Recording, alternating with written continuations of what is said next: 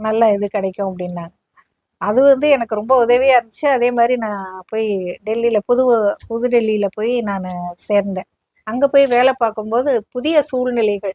எல்லாமே வேற வேற பள்ளிகள்ல படிச்சது.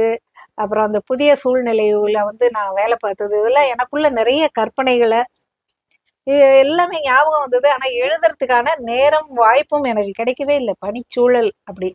வீட்ல ரொம்ப பெரிய வாக்கப்பட்டது வந்து பார்த்தீங்கன்னா, பெரிய குடும்பம்.